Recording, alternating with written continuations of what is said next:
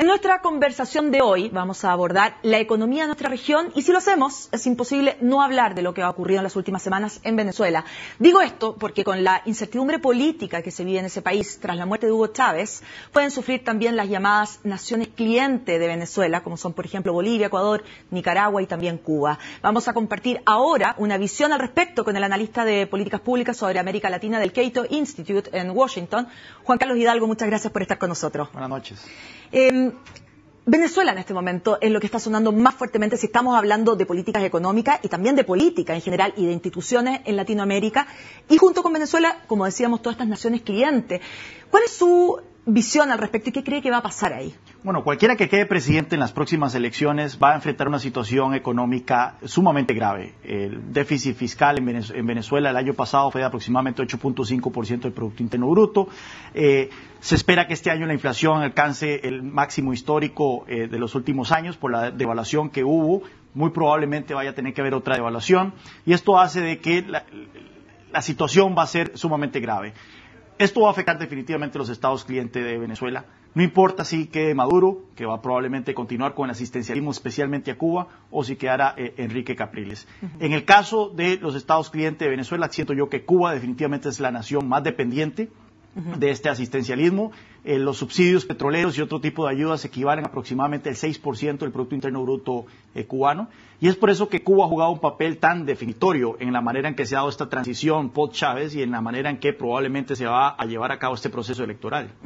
Muchos de la oposición en Venezuela, de la oposición, digamos, al gobierno de Chávez y los seguidores de Enrique Capriles dicen que son tan profundas eventualmente las reformas que hay que hacer en el país que tal vez sería mejor que hubiese un gobierno o algo de una pseudo transición o más chavista de alguna manera para implementar estas fuertes y rudas políticas que se requieren para luego consolidarlas eventualmente con un gobierno de oposición. ¿Usted está de acuerdo con eso? No sé si estoy tan de acuerdo con eso, pero sin duda alguna el escenario es sumamente grave para un Enrique Capriles si ganara la presidencia. Tendría una Asamblea Nacional totalmente en contra, una Corte Suprema totalmente en contra, un ejército cuyos altos mandos están en contra, un Consejo Nacional Electoral que está en contra de él. Y ante todo esto una economía que está desplomándose. Y así tendría que entonces empezar a implementar reformas para tratar de contener esta grave situación económica. No, pero ¿es posible eso, cree usted? No sé si será posible. Yo creo que efectivamente el mejor escenario sería un proceso de transición en donde haya una unidad nacional. El problema es que el principal legado del presidente Chávez ha sido la polarización de la sociedad venezolana. Claro. ¿Y qué pasaría? Estábamos hablando de las naciones clientes, principalmente de Cuba. ¿Pero qué cree usted que pasa con Ecuador, por ejemplo? ¿Qué cree usted que pasa con Bolivia y con Nicaragua? Bueno, es interesante porque ahí no es tan fácil el análisis. Si vos ves la economía ecuatoriana le está yendo muy bien, impulsada por el alto precio del petróleo, impulsada por el gasto público. Nuevamente son economías que dependen altamente del alto precio de las materias primas, igual Bolivia. Vemos la situación macroeconómica de Bolivia es bastante estable, una inflación bajo control, etcétera. Entonces, ¿qué tanto les haría daño la ausencia de ayuda venezolana? No creo que mucho. Lo más, sí les haría muchísimo daño si los precios de las materias primas fueran a bajar, y es probable que bajen en los próximos años. En el caso de Nicaragua es interesante porque Nicaragua es una de las economías más pro empresa privada en América Central en este momento. Está mejor posicionada en el índice haciendo negocios del Banco Mundial, está al día con todos los requisitos del Fondo Monetario Internacional. Es interesante cómo Daniel Ortega ha mantenido la retórica chavista, la retórica del socialismo del siglo XXI, pero la práctica es uno de los presidentes más pro empresa privada que existe en América Central. Caso de análisis. Sí, eso es un caso de análisis, sin duda alguna. Bueno, si estamos hablando de estas naciones que dependen de alguna manera de Venezuela, también no podemos dejar de lado del análisis el otro América, como le llaman hoy en día los inversionistas, ¿no es cierto?, Latinoamérica ex Brasil, que es el cordón del Pacífico, exacto, que es México, Colombia, Perú y Chile. ¿Cuál es su visión respecto a este cordón del Pacífico? Bueno, yo creo que aquí está el futuro de América Latina y es donde eventualmente se va a dar esta división. Ya se está dando esta división y creo yo que tarde o temprano los países de América Latina van a tener que escoger dónde van a querer estar y sin duda alguna el modelo más atractivo va a ser el modelo de la Alianza del Pacífico. Economías de mercado que crecen a altas tasas, donde las instituciones democráticas se están consolidando y donde creo yo también existe la columna vertebral para eventualmente consolidar lo que ha sido un sueño de muchos por muchos años, que es un área de libre comercio de las Américas. Si nosotros vemos Chile, Perú, Colombia, México, Canadá, Estados Unidos, países centroamericanos, ya todos estos países cuentan con tratados de libre comercio entre ellos. Es un área de libre comercio fraccionada.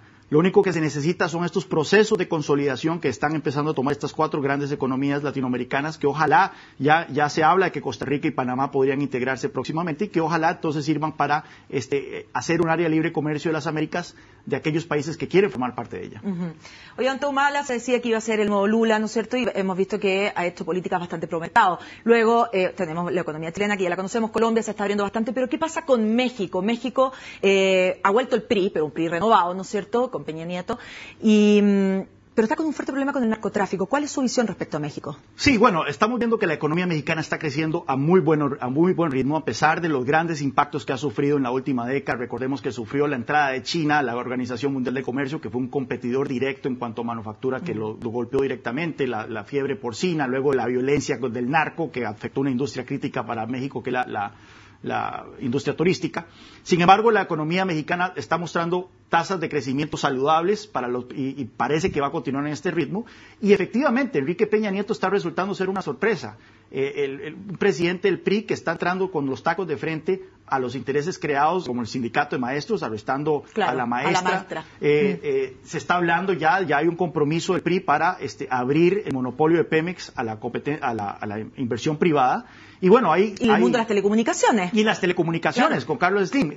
Hay estimados de que si México, en verdad, elabora una reforma laboral, que ya se implementó una cierta reforma laboral con Calderón en sus últimos meses, y que se implemente esta apertura de monopolios, el energético, el de telecomunicaciones y demás, la economía mexicana podría crecer 2 puntos porcentuales más anualmente de lo que crece actualmente. Esto es una diferencia abismal, puesto que si tenés una economía que está creciendo al 3%, 4%, si puedes lograr dar ese salto al 6%, estamos hablando de que las perspectivas de desarrollo de México aumentan dramáticamente. Eso estamos hablando finalmente también de una cierta madurez política dentro de México, porque esto Enrique Peña Nieto lo ha logrado a raíz de acuerdos, de grandes acuerdos, que no se habían logrado en las décadas anteriores. Efectivamente.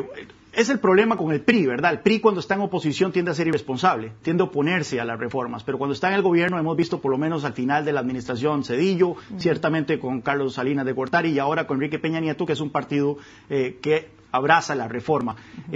Es positivo también que el PRD está jugando un papel constructivo en este debate nacional que se está teniendo, y creo yo que esto manda una muy buena señal de México hacia el mundo. Por supuesto queda el tema de las drogas ahí pendiente, la violencia continúa. Ahora se está hablando de reforma económica en México, pero el tema de los últimos 6 años ha sido la violencia y las drogas, y eso es un tema que... Bueno, que pasó desde Colombia a México, ¿no es cierto? Efectivamente, y continúa de una manera muy grave, 65,000 muertos en los últimos 6 años. Tan solo en los últimos 2 meses, en los 2 primeros meses de este año, llevamos ya 2,000 muertos por el crimen organizado. No se está hablando ya tanto de eso en México, pero yo creo que es un tema que continúa pendiente. ¿Usted tiene una visión en particular respecto a la, entre comillas, industria del narcotráfico?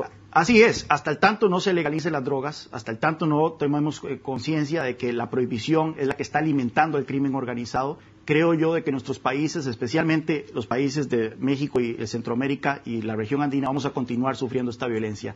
De los 7 países más violentos del mundo, 6 se encuentran en esta ruta de tráfico de los Andes a Estados Unidos. Y creo que la relación es muy clara. O sea, su posición es que se legalicen las drogas ahora ya. Exactamente, hasta el tanto no se legalicen las drogas. Mercado negro va a existir. Este mercado negro va a existir, va a ser un mercado multimillonario y va a ser un mercado controlado por los criminales.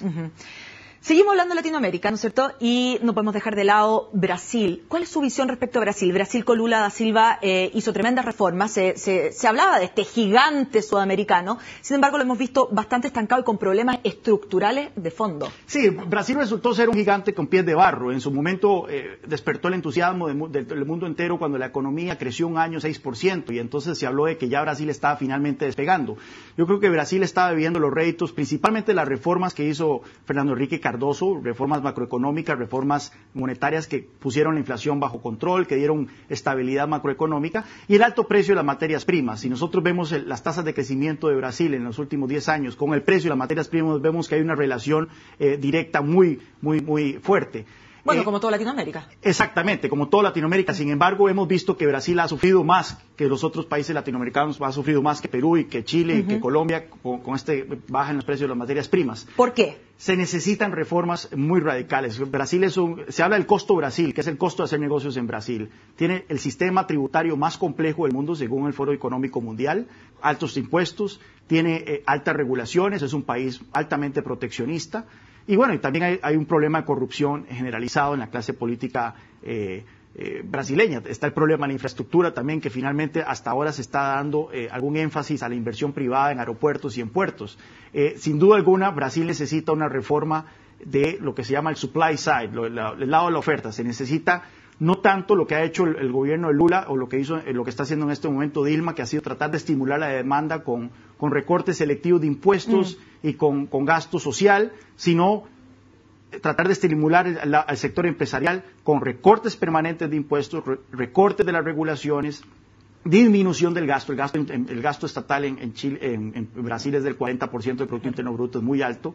Y bueno, y por supuesto que el tema de la infraestructura, que es clave para un país tan grande como Brasil. En definitiva, liberalización de la economía. Exactamente. Lo que necesita es una Margaret Thatcher o un Ronald Reagan en Brasil. Juan Carlos, muchas gracias por este análisis y esta conversación aquí en Agenda Económica y que le vaya muy bien en su estadía en Chile. Muchas gracias. Con esta conversación entonces terminamos este nuevo día en Agenda Económica. Como siempre, los invito a seguir junto a CNN Chile.